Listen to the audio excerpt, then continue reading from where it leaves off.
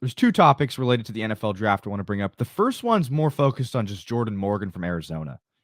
Okay. Um, Jordan Morgan, I think, in my opinion, has been the most drafted player to the 49ers in any mock draft that I've seen by far. Because obviously they need a tackle, and he's one of the top end tackles left at 31, where the Niners are drafting. I looked a little bit into Jordan Morgan. I think he's a good prospect, but I do have one specific concern, and I know we both agree on this. I'll just share my screen so people that are seeing this can understand a little bit better. His arms are extremely short. They're 32 and 7/8 inches long, which is ninth percentile for tackles. Looking into the last 10 seasons, there's 0 Pro Bowlers with arms shorter than 33. There are, successful short arm tackles, Joe Staley being one of them, Penei Sewell right now.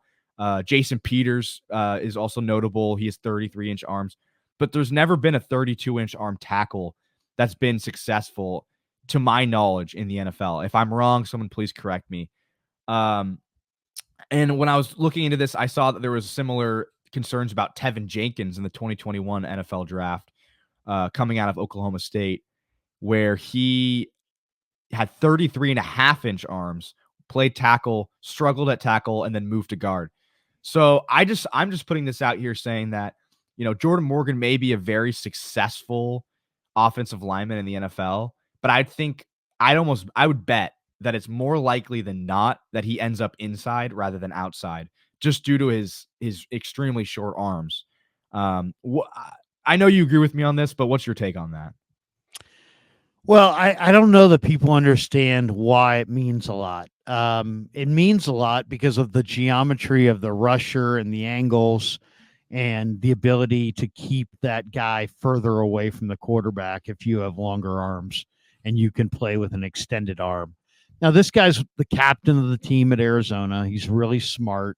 Been a very reliable player, no question, and no question about that. He was a great player in high school.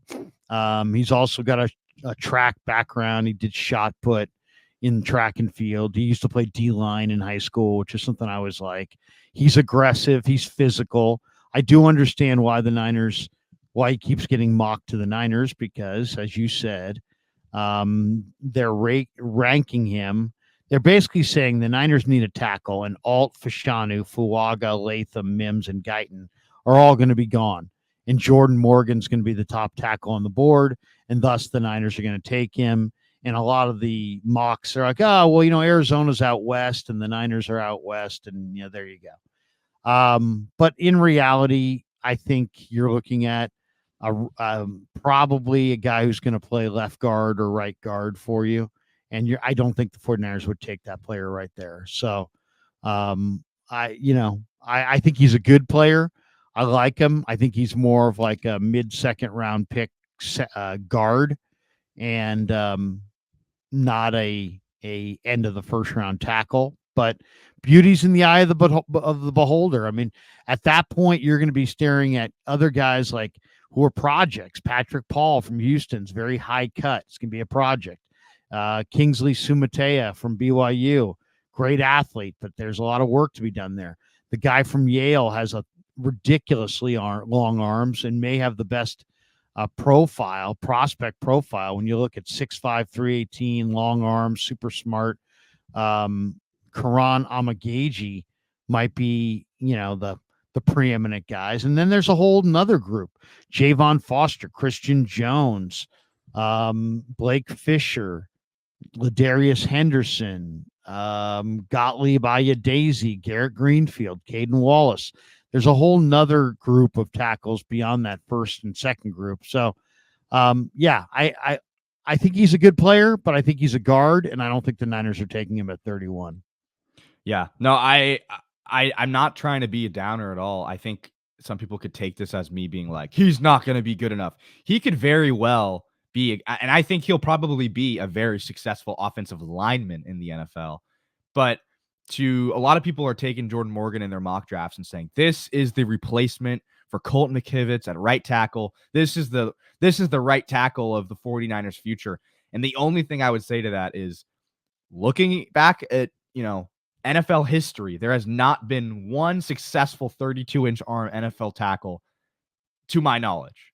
So that's just the thing to be concerned about. There's been successful, interior offensive linemen. I think Jason Kelsey might have 32-inch arms, and he's been, if maybe the best center of all time, one of the best centers of all time. So you can still have success interior, but playing tackle with arms like that is just it's a stretch. Well, look at last year. Ilm Manning, had tons of success at the University of Hawaii playing left tackle.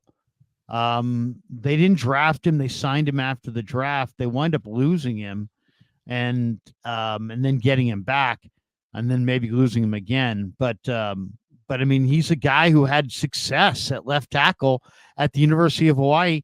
They never gave him a chance to play tackle. Why? Because he's got 32-inch arms. So they viewed him as a center or as a guard.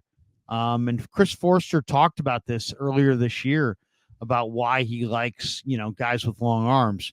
So, yeah, I do think that precludes him from being the Niners' first-round pick. I really do.